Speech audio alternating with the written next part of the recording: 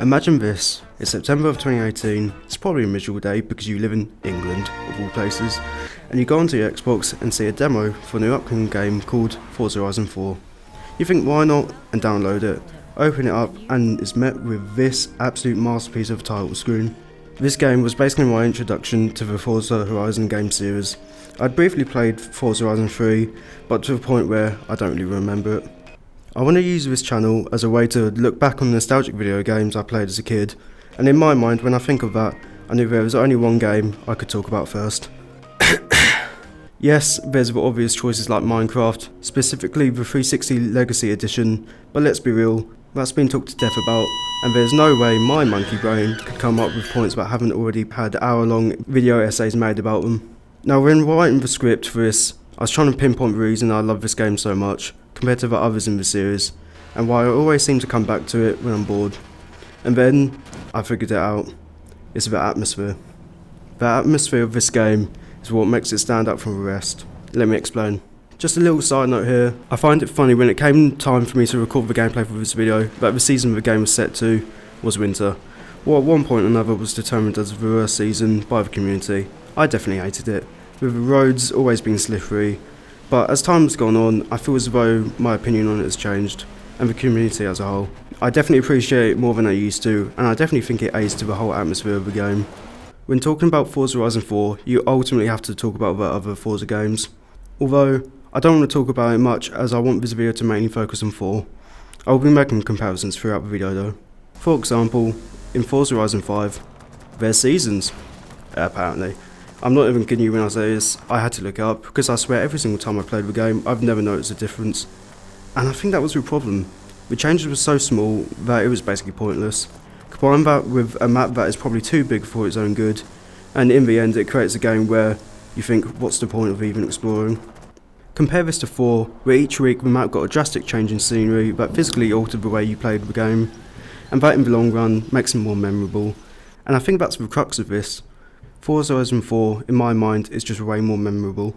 Let's start with locations found around the map. The biggest city on the map, Edinburgh. Although it might not be my favourite, that position is still held by Nice, oh, you know what I mean, from Forza Horizon 2, or Surface Paradise from Forza Horizon 3. In the context of the game, I love it. It's probably third in my ranking. Hell, by the end of this video, it might change to be my second or first favourite. It really is a joy to drive around.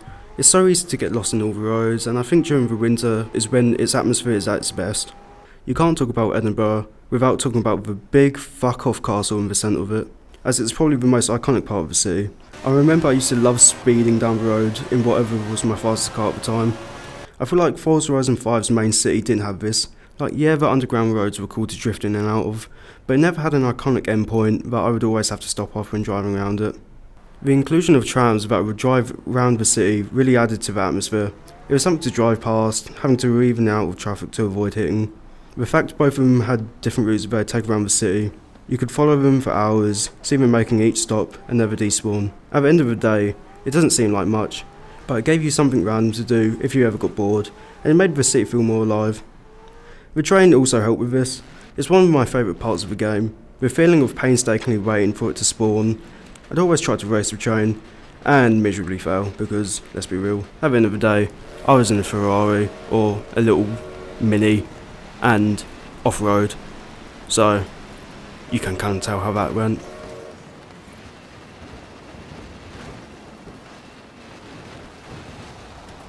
Good.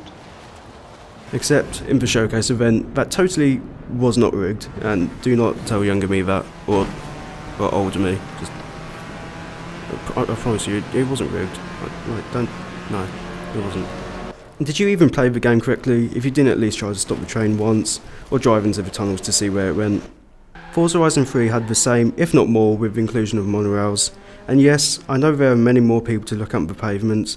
I get what people say when they feel like Forza Horizon 4 is a little bit lifeless, because it is. And the difference is quite noticeable, as the majority of the NPCs you find in 4 is only in the festival in the middle of the map. But Surface Paradise is so much wider compared to the narrow, cosy roads of Edinburgh. It ultimately comes down to a battle of preference, and to be honest, I'm just a sucker for the old English building style, compared to the modern suburban style of 3. Every location had a purpose, and served as a different way to have fun.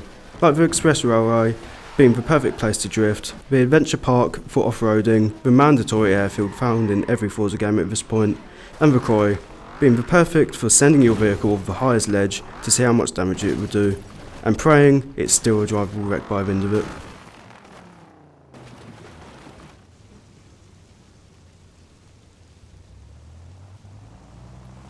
Good. The inclusion of small unnamed locations on the map, like the golf course and Bamberg Castle, added to the exploration aspect of the game, is something found in every game, and I just love driving around trying to find them all. The terrain might not be as diverse. The terrain might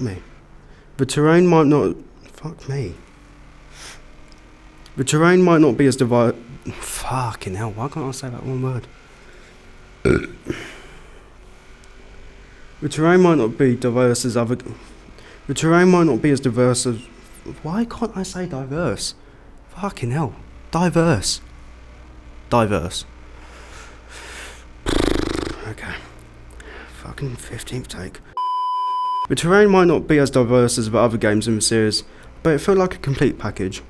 One of my favourite locations on the map was Derwent Water, specifically in the winter when it would fully ice over.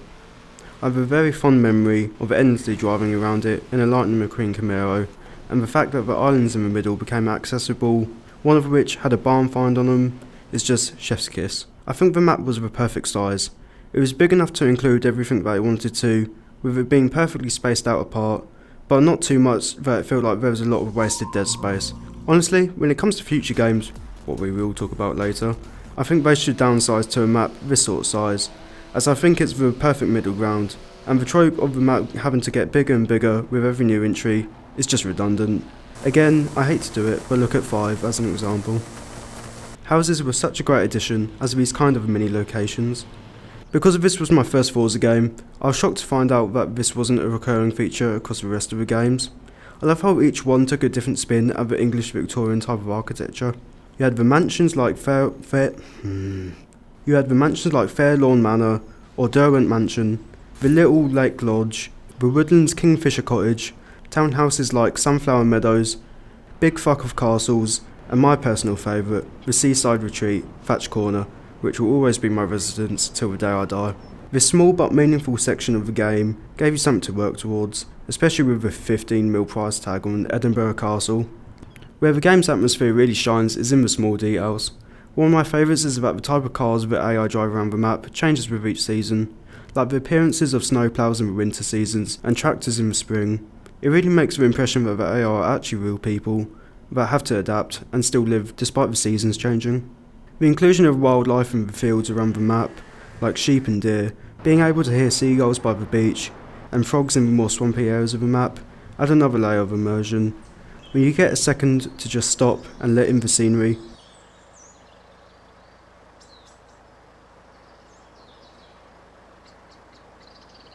it never disappoints. Other details like there being constant roadworks all around the map really live up to the real life experience of England. When I saw the game was set in England, I automatically assumed they would have chosen London as their main inspiration for the game, because it seemed like a no-brainer to little me. Then to find out they chose Scotland, I can't lie, I was a bit confused, and honestly kind of upset. A part of me always held it against this game, as much as I love it, but they chose the wrong part of England, the one that's more local to me. However, after sinking more than over 100 hours into the game over many years, I understand.